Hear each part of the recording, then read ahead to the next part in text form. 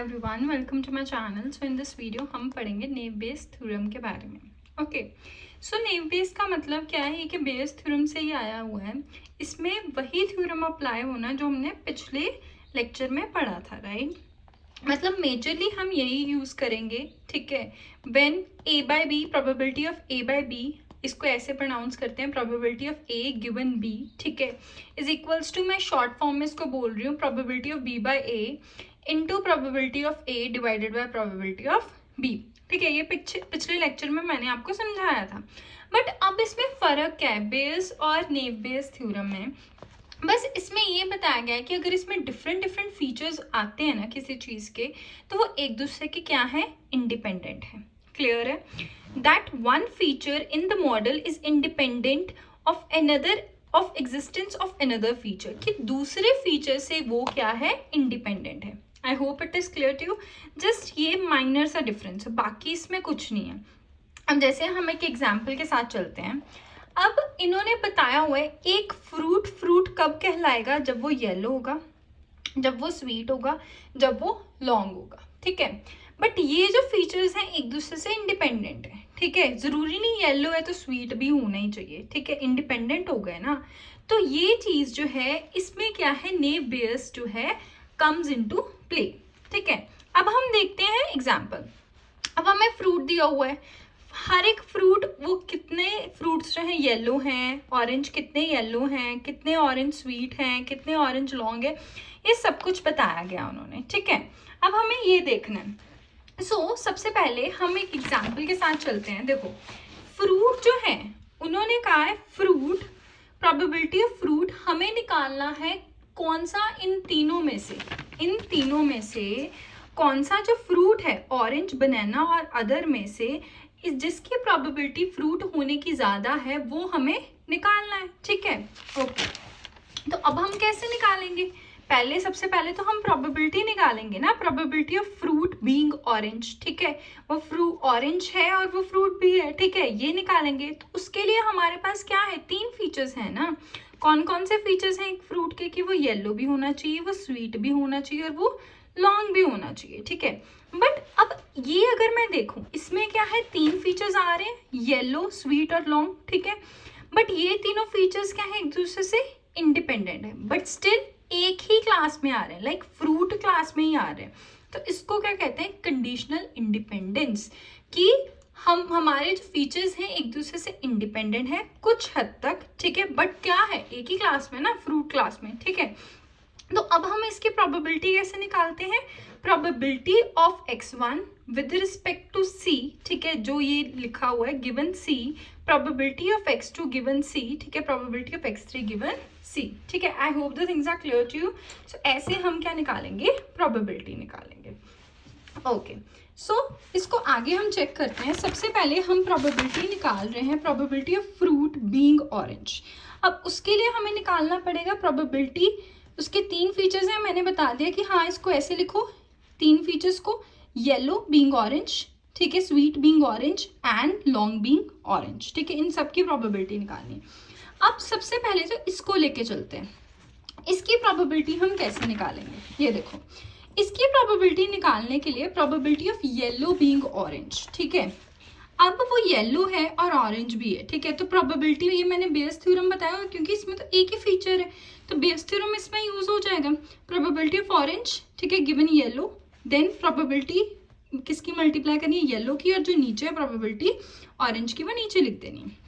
अब ऑरेंज की प्रोबेबिलिटी, वो जो है येलो भी होना चाहिए, ठीक है। तो सबसे पहले हम लिखेंगे ऑरेंज, ऐसे ऑरेंजेस जो येलो भी हैं, क्या इंटरसेक्ट कर रहा है ये 350, तो अपॉन में क्या लगाते थे, टोटल, ठीक है। ऐसे अब टोटल जो येलो है वो कौन से, 800, ठीक है, तो हमने 800 टोटल लगा दिया। Okay, probability of being yellow, अब येलो की प्रोबेबिलिटी क्या है, अब इसमें क्या है, टोटल में फ्रूट्स आ जाएंगे, ठीक है। उसमें क्या था, हमें येलो देखने थे कि टोटल येलो कितने। अब प्रोबेबिलिटी जो है हमारे पास येलो की कितनी है, ये देखो, टोटल जो है येलो 800 है और टोटल फ्रूट कितने हैं, 1200, ठीक है। अब प्रोबेबिलिटी ऑफ ऑरेंज, देखो ऑरेंज है, सिंपल ऑरेंज लिखा है, कंडीशन हमें नहीं बताई गई है, तो सिंपल हमें टोटल जो है वो नीचे लगाना है, ठीक है। और ऑरेंजेस टोटल कितने हैं वो देखने हैं। ऑरेंजेस तुम्हारे पास टोटल कितने हैं 650, तो ऐसे लगा दिया, तुम्हारे पास ये क्या आ गया 0.53।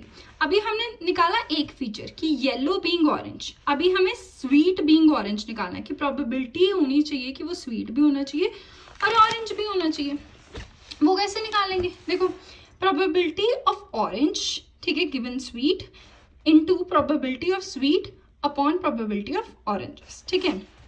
अब देखो प्रोबेबिलिटी ऑफ ऑरेंज, ठीक है, गिवन स्वीट, अब ऑरेंज की प्रोबेबिलिटी हमें निकालनी है और वो स्वीट भी होना चाहिए। अब इंटरसेक्शन देखो ऑरेंज और स्वीट, ये आ गया, ठीक है, और टोटल जो है वो स्वीट वाला लगा देना है 850, ठीक है।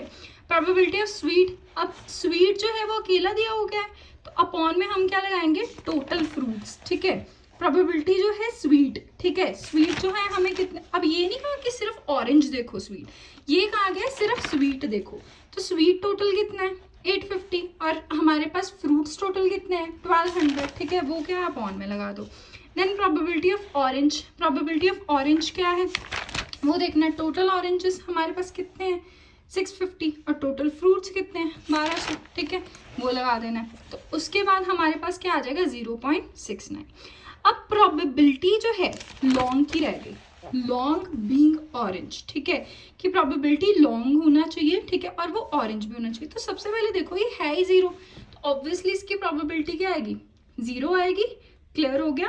तो अभी तुम्हारे पास तीनों चीजें निकल आई।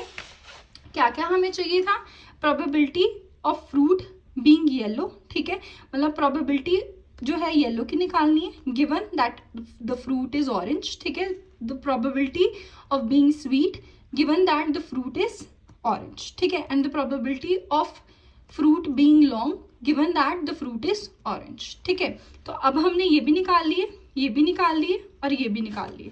तो अब हम मल्टीप्लाई करेंगे तो क्या आएगा आंसर हमारे पास 0। I hope it is clear to you. अब देखो प्रोबेबिलिटी, अब पहले हमारे पास आ गई फ्रूट की, अब फ्रूट क्या ऑरेंज, अब फ्रूट की निकालें, फ्रूट क्या बनाना होना चाहिए, ठीक है।